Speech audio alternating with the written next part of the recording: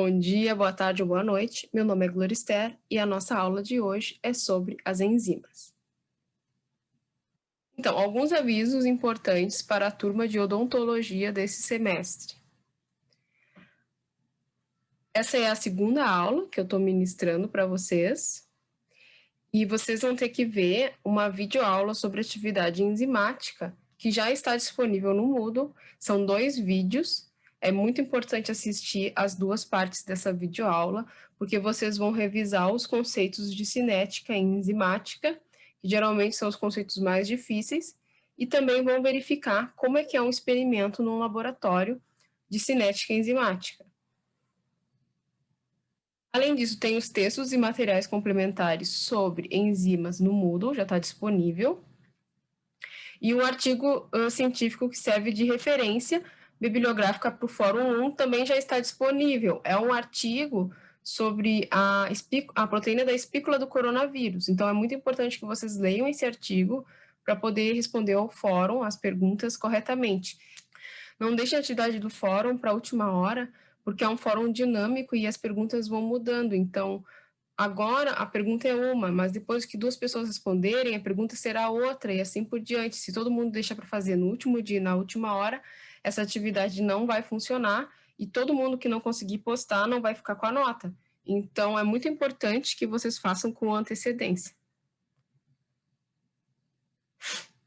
Falei sobre o fórum, que é para entregar até dia 17 de fevereiro, mas é muito importante não deixar para o último dia e para a última hora.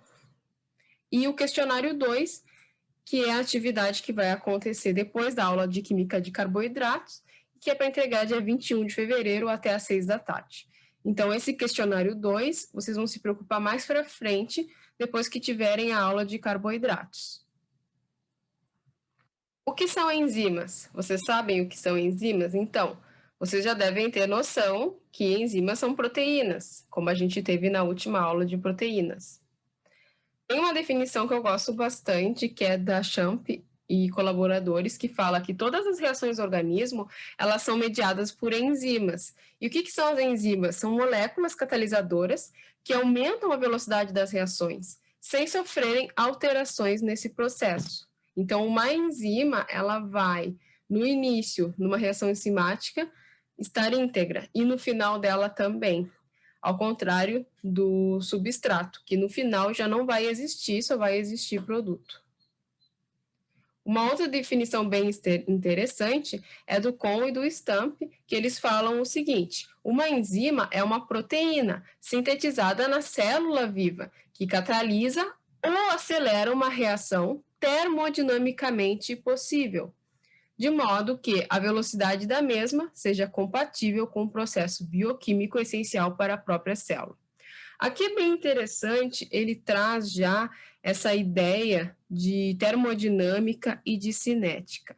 Termodinâmica é o estudo das reações químicas, da energia das reações químicas.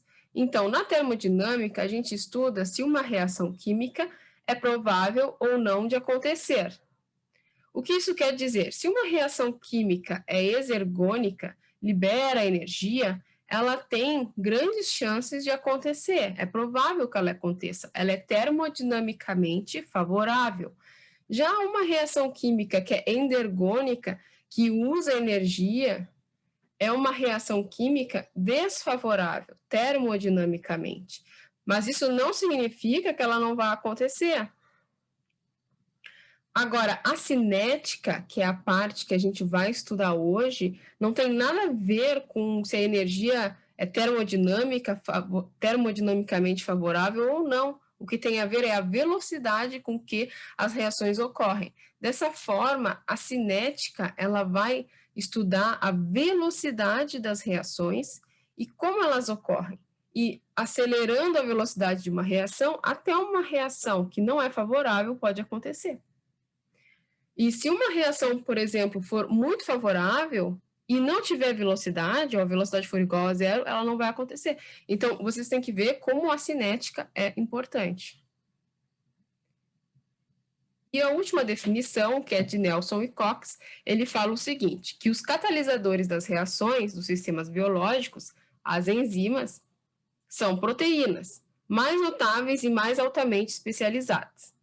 As enzimas têm poder catalítico extraordinário, geralmente muito maior que catalisadores sintéticos ou inorgânicos. Elas têm alto grau de especificidade para seus respectivos substratos, aceleram reações e atuam em soluções aquosas em condições suaves de temperatura e pH.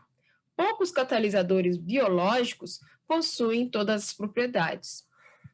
Quer dizer, poucos catalisadores não biológicos possuem todas as propriedades. Então, o que ele quer dizer aqui? Aqui ele traz muitas características. A primeira, as enzimas são especializadas, elas têm substratos que elas preferem, elas têm reações que elas fazem, elas não fazem todas as reações da célula. Uma enzima faz uma ou poucas reações numa célula. Uma enzima tem um ou alguns substratos numa célula. Então, é isso que ele está dizendo aqui. Além disso, ele fala que as enzimas são muito melhores do que os catalisadores inorgânicos, como metais. Então, assim, o que ele está dizendo de especificidade? Uma enzima vai ter só um substrato e uma reação química? Não, não é isso que ele está dizendo aqui. O que ele está dizendo aqui é que quando comparamos catalisadores inorgânicos que aceleram muitas reações diferentes e que não têm quase especificidade, as enzimas são muito específicas. Entende? Então, é um processo comparativo. Além disso, ele fala que as enzimas elas são muito reguladas, então, pela temperatura, pelo pH, elas são dependentes do meio que elas estão. Vamos para o próximo slide. Existe uma exceção à regra. O que é a exceção à regra? Nem todas as enzimas são proteínas. Existe um grupo de enzimas que é feito de RNA, ácido ribonucleico. Elas são as ribozimas. Elas são bem menos frequentes que os catalisadores proteicos. Entretanto, existe uma teoria que diz que as primeiras enzimas surgiram de RNA.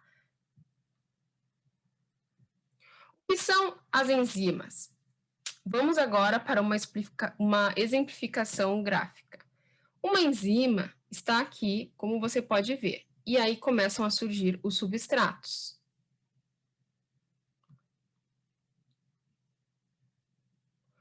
A enzima, então, ela vai pegar esse substrato e vai formar um complexo enzima-substrato.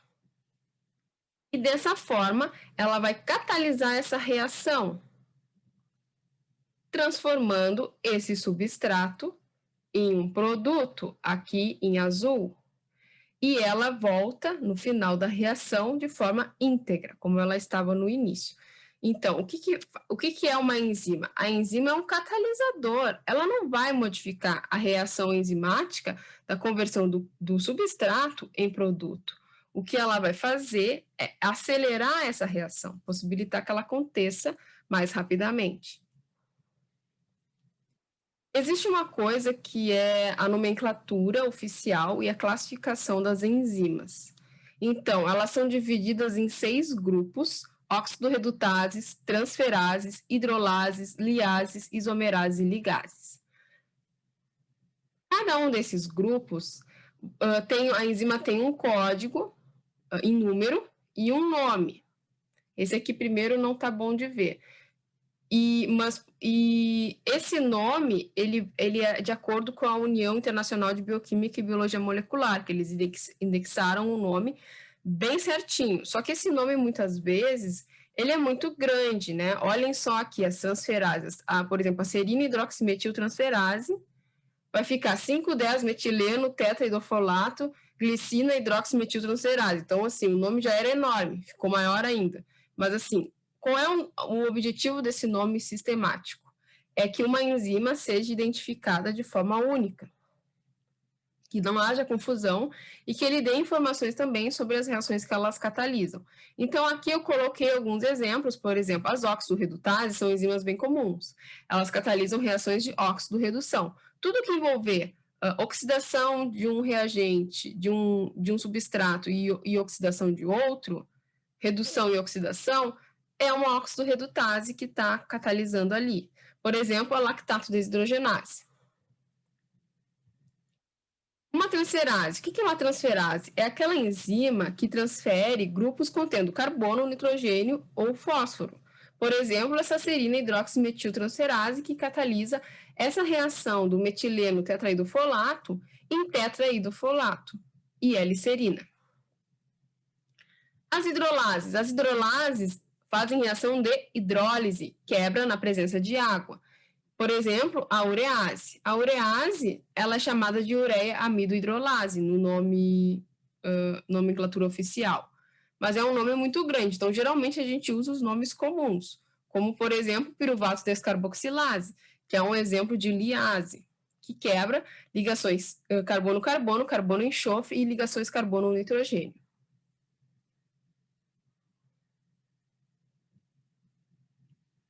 Também temos as isomerases. As isomerases, elas fazem o rearranjo dos isômeros, ou seja, elas fazem a racemização dos isômeros, transformam um isômero óptico, S, por exemplo, num isômero R. Então, dessa forma, elas fazem esse tipo de conversão química, como, por exemplo, a metilmalonil-coamutase. E temos também as ligases, que catalisam as formações de ligações de carbono, oxigênio, nitrogênio e enxofre acopladas à hidrólise de fosfatos de alta energia. Então, aqui as ligases, elas são as que consomem ATP. Por exemplo, a piruvato carboxilase, que é uma enzima que vocês vão estudar mais adiante, que ela vai transformar o piruvato em oxalacetato, na presença de ATP. Mas não se preocupem muito com o nome. Eu vou dizer que o mais importante aqui é o número, porque o nome ele é tão grande que no fim se fez também uma indexação. E geralmente essa indexação você consegue achar se você for no KEGG. O que é o KEGG? Ele é uma banco de dados de Kyoto, de genes e genomas, mas ele não é só de genes e genomas, ele é de genes, genomas, enzimas, milhões de coisas biológicas estão aqui. Então, se você procurar o nome da enzima aqui em inglês, você vai achar, por exemplo, aqui esse resultado, a piruvato carboxilase. Aí ele vai dizer assim, ó, essa aqui é o índice dela, né, em número. Aqui é o nome comum, usual. O sysname é o nome sistemático. A classe ligases, o que ela faz dessa classe. A reação dela descrita, a reação em imagem no KEGG, se você abrir, os substratos que ela tem, os produtos que ela gera e alguns comentários sobre o papel biológico dela. Então, é bem interessante essa base de dados para quem for estudar uma enzima específica, quer saber, quer conhecer, bem útil. Mas por que estudar as enzimas? As enzimas são muito importantes, elas têm muitas aplicações. Aqui, então, estão alguns exemplos de aplicações das enzimas. Uso industrial. Então, a enzima lactase, por exemplo, ela é muito utilizada para geração do leite sem zero lactose, para pessoas que são intolerantes. Então, essa é uma aplicação industrial de uma enzima que cliva lactose, que é um carboidrato em galactose e glicose, permitindo que pessoas que não têm produção suficiente dessa enzima possam consumir o leite sem significativos efeitos colaterais, como diarreia e enjoo e gases, que acontece quando uma pessoa intolerante toma um leite integral, normal. Então, quando ela toma um leite zero lactose, ela previne esse tipo de efeito.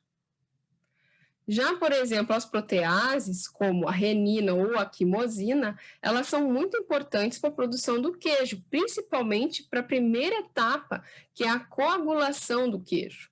Então, vejam como é diferente a ricota do queijo, porque a ricota você faz a partir de uma desnaturação proteica com ácido. Já o queijo, você faz uma coagulação enzimática. Então, você não vai ter ácido ali no final. Então, é bem diferente o resultado. As enzimas, elas também servem como biomarcadores de diagnóstico clínico. Muitas enzimas, elas são biomarcadores de doenças ou condições patológicas. Por exemplo, a ALT e a AST, que são enzimas hepáticas, elas, quando estão presentes no sangue, isso indica uma lesão naquele órgão. Já, por exemplo, o aparecimento de creatina quinase e de troponina cardíaca no plasma são marcadores do infarto do miocárdio. Então, claro, não é sozinha que as enzimas vão diagnosticar alguma coisa. É a presença desse biomarcador, a presença de sintomas, outros exames radiológicos, de imagem. Então, o conjunto dos dados é que vai indicar que aquele paciente está com aquela doença, com aquele estado patológico e assim por diante. As enzimas também podem ser utilizadas como medicamentos. Então, uma classe muito importante de medicamentos são os inibidores enzimáticos. E aí tem muito fármaco que foi desenvolvido com um alvo específico, inibindo uma reação química específica. Por exemplo, nós temos os beta-lactâmicos. Os beta-lactâmicos são antibióticos que inibem a síntese da parede celular bacteriana. Por exemplo, a penicilina e a amoxicilina. Temos também os antihipertensivos clássicos, como o captopril e enalapril, que inibem a enzima conversora de angiotensina, que é responsável por clivar angiotensina 1 em angiotensina 2, que é um poderoso vasoconstritor e que vai aumentar a pressão arterial. Então, quando uma pessoa usa um medicamento desse tipo, a pressão dela vai diminuir porque ela vai inibir essa enzima. As enzimas têm muitas propriedades. Por exemplo, os sítios ativos.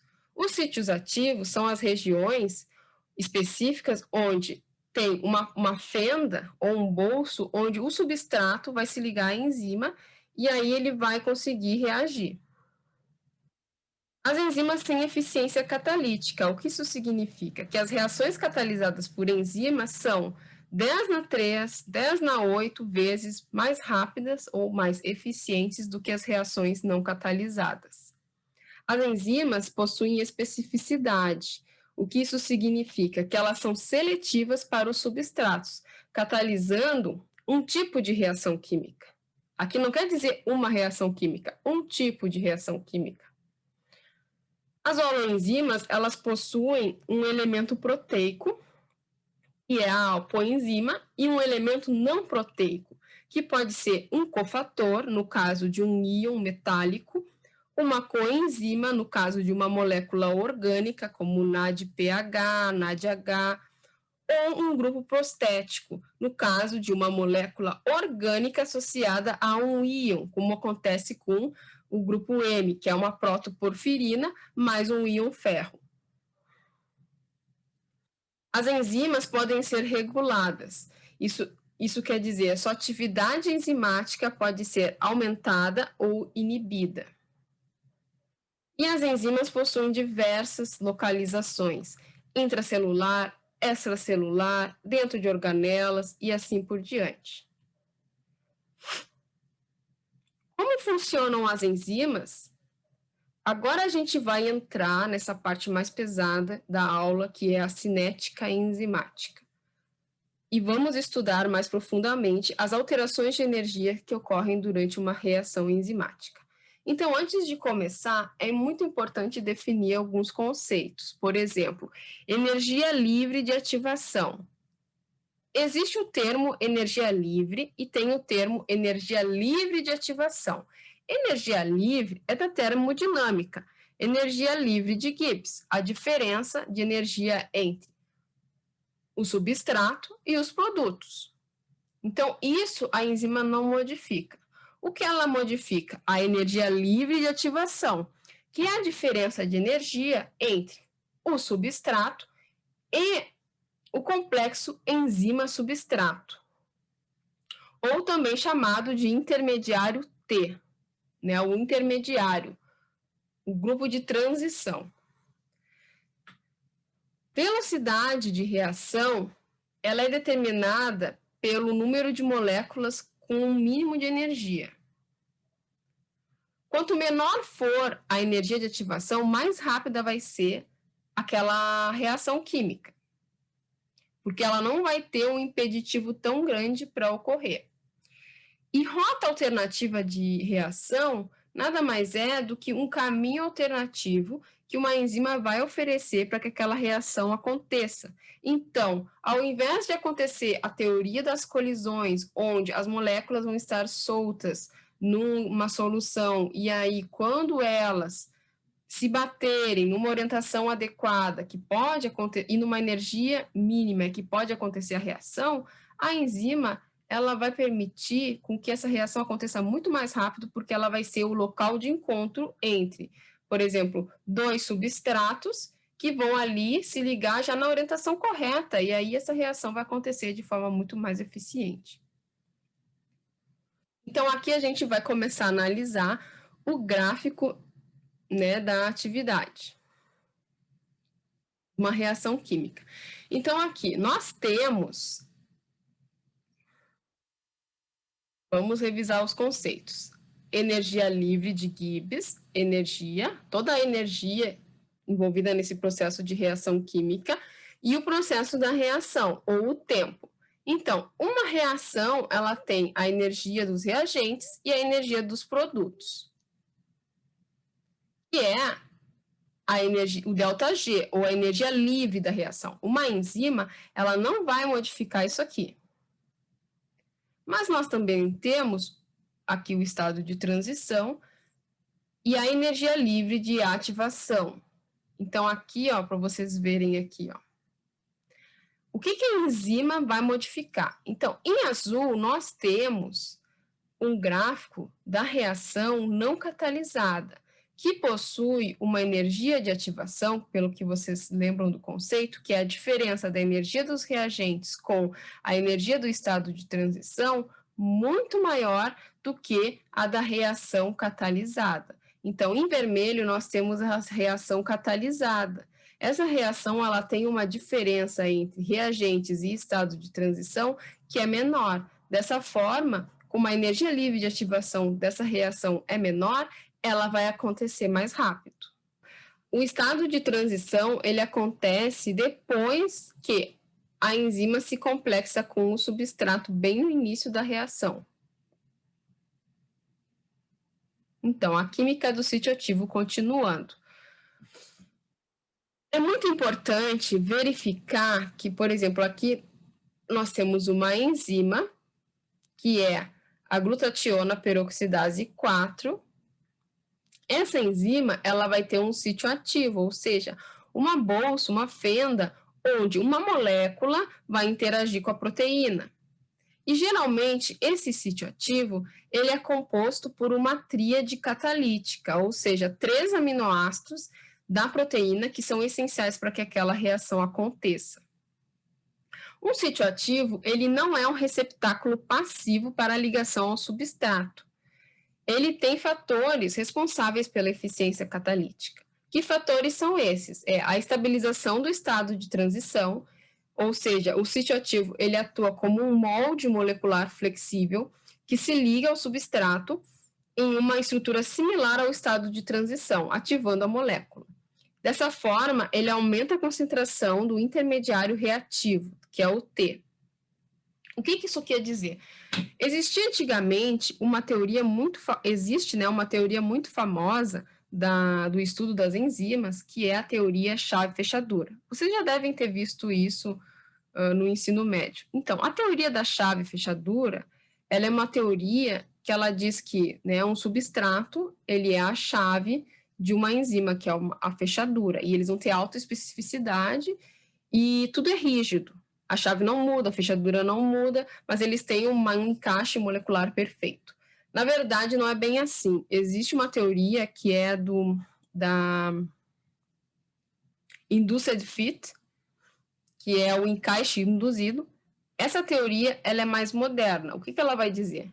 Que tanto o substrato quanto a proteína podem sofrer modificações conformacionais para que haja essa interação enzima-substrato e que os dois possam interagir e ter essa complementação tanto química quanto geométrica. Então, na verdade, não é que um substrato não se mova, não é que uma enzima não se mova, eles se movem e se adequam um ao outro. Isso que é a teoria do molde molecular flexível ou induced fit,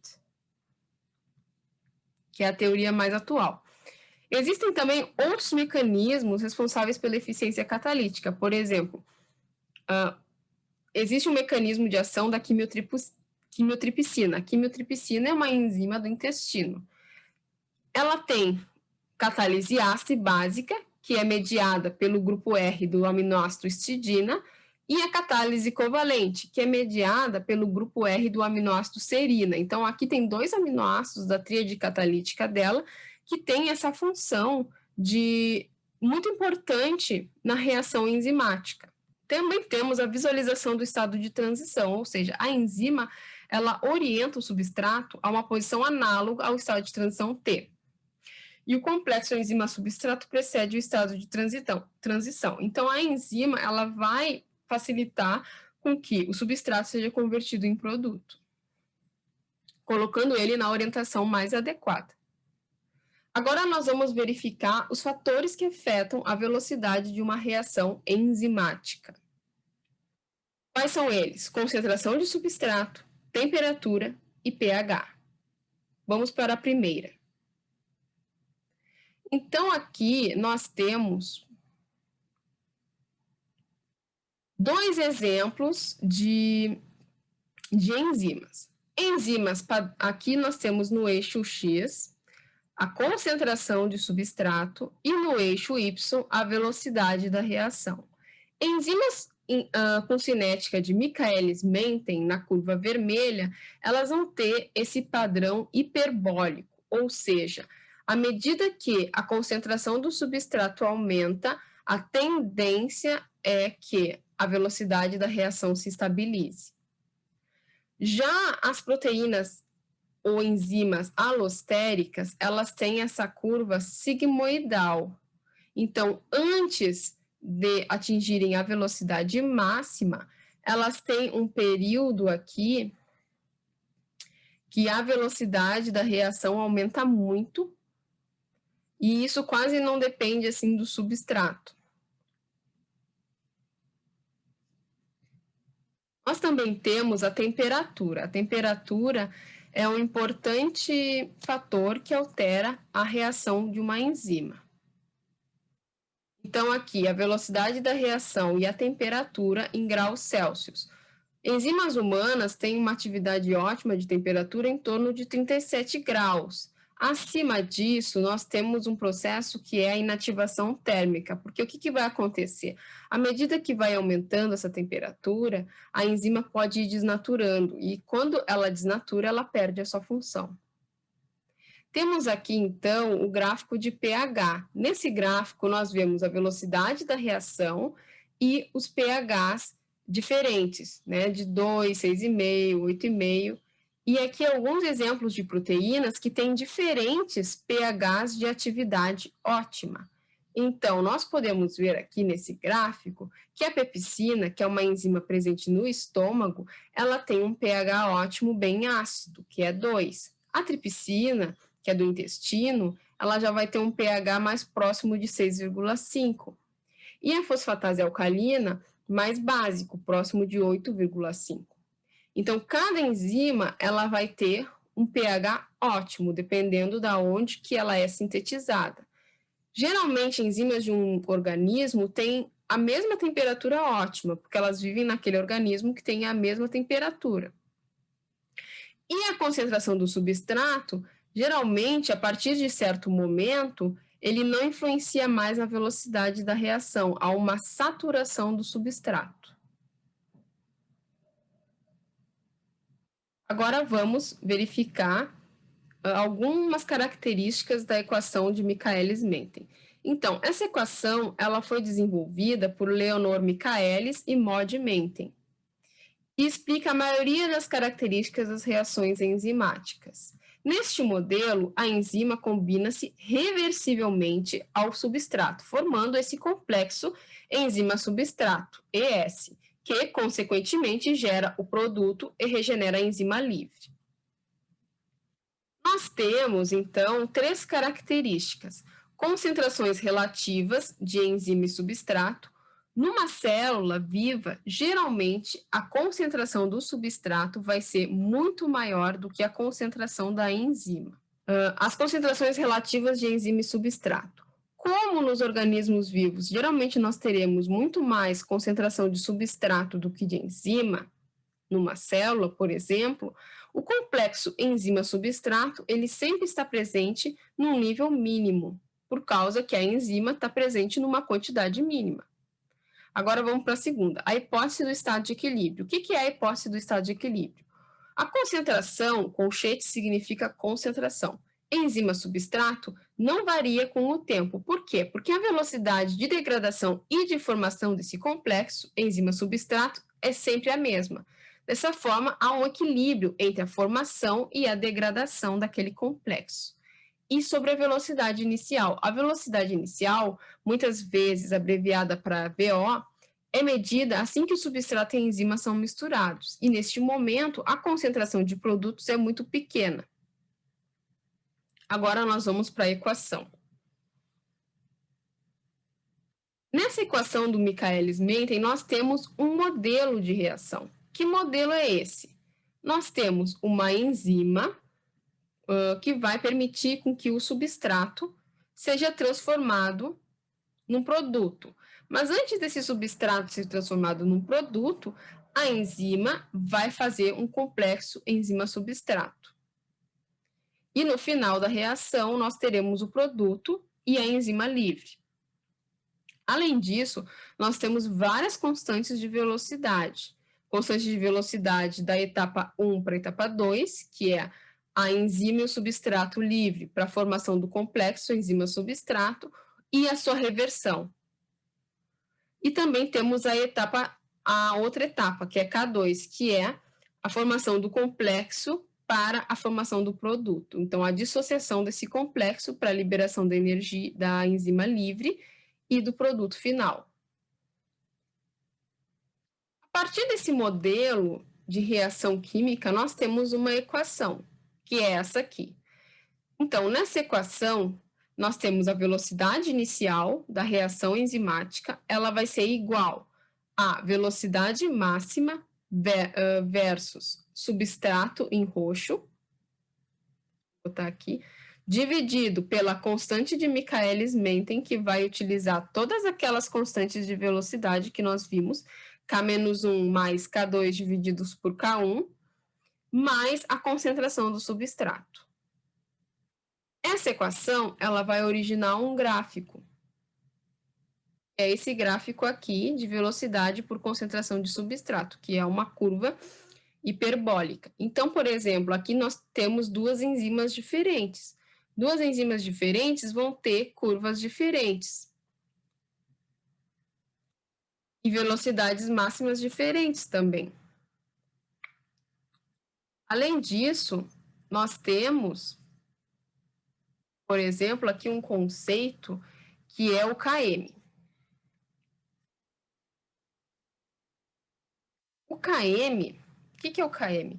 O KM, ele é a concentração de substrato onde nós temos metade da velocidade máxima. E o KM é muito importante, por quê? Vamos mostrar aqui, então, a importância do KM. Mas antes de falar da importância do KM, fiquem com o KM na cabeça, que eu vou falar um pouquinho agora sobre outras características da cinética de Michaelis-Menten. Ordem de reação. É muito interessante analisar essa curva. Vejam que, no início, essa reação ela acontece muito rápido. Em baixas concentrações de substrato, a cinética de reação é de primeira ordem, isso é, significa que ela é proporcional à atividade de substrato. Aqui, nesse primeiro momento, quanto mais substrato a gente colocar, maior vai ser a velocidade da reação. Porque nem todas as enzimas elas estão com seus sítios ativos ocupados pelo substrato. Mas à medida que a enzima vai sendo ocupada pelo substrato, ocorre um evento que a gente chama de saturação, ou seja, em altas concentrações de substrato, a cinética de reação ela passa para a ordem zero, que significa que a constante de velocidade, ela já independe da concentração de substrato, ou seja, eu posso botar substrato aqui a mais, que a velocidade não vai aumentar mais. Ela atinge esse máximo de velocidade. Entretanto, quando nós falamos de concentração de enzima, sempre que nós colocarmos enzima, a reação ela vai aumentar. Ou seja, a reação ela é diretamente proporcional, a velocidade da reação é diretamente proporcional à concentração da enzima em qualquer concentração de substrato. Então, eu tenho aqui uma concentração de substrato X, e aí eu aumento a enzima, vai aumentar a velocidade. E nós temos o Km. O que é o Km? Km é a constante de Michaelis-Menten, que é a metade, é a concentração do substrato na metade da velocidade máxima. Mas por que o Km é tão importante? Porque o Km ele é uma medida de afinidade entre a proteína, a enzima e o seu substrato específico. Então, uma enzima e um substrato vão ter um Km específico da relação deles, enzima-substrato. Um Km baixo reflete alta afinidade entre enzima e substrato. Isso significa que não é preciso muito substrato para que ele ache a enzima e se ligue a ela. Então, eles têm alta afinidade. Um Km alto reflete baixa afinidade, ou seja, tem que ter muito substrato ali para que ele possa se ligar naquela enzima. Então, não é tão afim assim essa questão. Então, eles não são duas moléculas tão afim assim. E isso vai ser muito importante, pois isso modifica a cinética enzimática. Agora, nós vamos para um outro gráfico, que é o de Lineweaver-Burke, e que foram dois pesquisadores que estudaram esse modelo do Michaelis-Menten e verificaram uma forma de linearizar esse modelo, porque trabalhar com hipérboles geralmente é mais difícil. Então, nesse gráfico deles, a gente tem 1 sobre velocidade no eixo Y e 1 sobre substrato no eixo X. Nós teremos, então, a reta da atividade enzimática. Nessa interseção, no eixo Y, nós temos 1 sobre V máxima. Já nessa segunda interseção, nós temos 1 sobre Km. E aqui nós temos a equação. Já que você quer linearizar, você tem que fazer isso em toda a equação também. Dessa forma, 1 sobre velocidade inicial é igual a Km sobre velocidade máxima versus substratos mais 1 sobre V máxima. Eles fizeram essa linearização do gráfico do Michaelis-Menten, onde nós podemos calcular com maior precisão a velocidade máxima, visto que isso facilita o cálculo. Além disso, esse gráfico ele também é chamado de gráfico dos duplos recíprocos e é muito utilizado para calcular. Ele é muito utilizado para calcular tanto Km quanto a V máxima de inibidores enzimáticos. Agora nós vamos entrar nessa parte dos inibidores enzimáticos. Esse aqui é um videozinho de uma interação entre um inibidor e a enzima glutationa peroxidase, que é a enzima que eu trabalho, mostrando as diferentes posições desse inibidor no sítio ativo. E uma substância que é um inibidor, o que ele faz? Ele diminui a velocidade das reações enzimáticas. Os inibidores podem ser de dois tipos, reversíveis e não reversíveis. Os reversíveis, eles ainda se subdividem em competitivos e não competitivos. Os competitivos são aqueles inibidores reversíveis que competem com o substrato pelo sítio ativo, aumentando o Km aparente sem modificar a velocidade máxima. Então, ele vai ser um análogo do substrato, só que ele não vai conseguir ser transformado em produto. Dessa forma, ele vai fazer uma oclusão ali no sítio ativo, impedindo com que o substrato se ligue. Já os inibidores não competitivos, eles interagem com um sítio alostérico, não é no sítio ativo, é um outro sítio que faz uma modificação conformacional nessa estrutura enzimática, diminuindo a afinidade da enzima pelo substrato, ou seja, ele não modifica o KM, mas diminui a velocidade máxima da reação. Inibidores não reversíveis são aqueles que se ligam a enzimas por meio de ligações covalentes. Essa ligação covalente, geralmente, ela inativa a enzima de forma permanente e a leva para a degradação. Entretanto, eu coloquei um asterisco porque existem alguns inibidores covalentes que podem ser reversíveis. E agora a gente vai analisar o gráfico de Lineweaver-Burke para inibidores enzimáticos. Então, temos aqui um exemplo de reação sem inibidor, um exemplo de reação com inibidor competitivo e um exemplo de ligação com inibidor de reação com inibidor não competitivo. O inibidor competitivo vai ter o mesmo valor de velocidade máxima que uma reação sem o inibidor, e o inibidor não competitivo vai ter o mesmo KM da reação sem inibidor. Então, essa aqui são as características cinéticas. Um exemplo de inibidor competitivo são os fármacos anti-hiperlipidêmicos, como atorvastatina e simvastatina, e outras estatinas, que inibem a hidroximetilglutaril-CoA reductase, que é a HMG-CoA reductase, que é uma enzima importantíssima para a síntese do colesterol. Temos também inibidores não competitivos. Aqui não está aparecendo, mas organofosforados e carbamatos, que são utilizados muito na agricultura, são agrotóxicos, eles inibem uma enzima que é a acetilcolinesterase. Ao inibir a acetilcolinesterase, eles podem causar tanto danos neurológicos quanto musculares. Esses danos, eles têm o objetivo de inibir essa enzima nos insetos, ou seja, eles têm essa ação inseticida. Então, matar os insetos pela inibição da acetilcolinesterase e, dessa forma, permitir com que as plantas sobrevivam. Entretanto, a acetilcolinesterase dos insetos, ela é bem semelhante à acetilcolinesterase humana, e dessa forma pessoas podem se intoxicar com esses componentes químicos. Regulação da atividade enzimática. Então, agora nós estamos chegando no fim da nossa aula. Antes de terminar a aula, é muito importante verificar que as reações enzimáticas podem ser reguladas por diferentes mecanismos. Elas podem ser inibidas pelo substrato, e o que altera a velocidade dessas reações, e o efeito é imediato. Elas podem ser inibidas pelo produto, que altera a velocidade máxima ou KM das reações, e o efeito ser imediato. Ela também pode ser modificada de forma alostérica,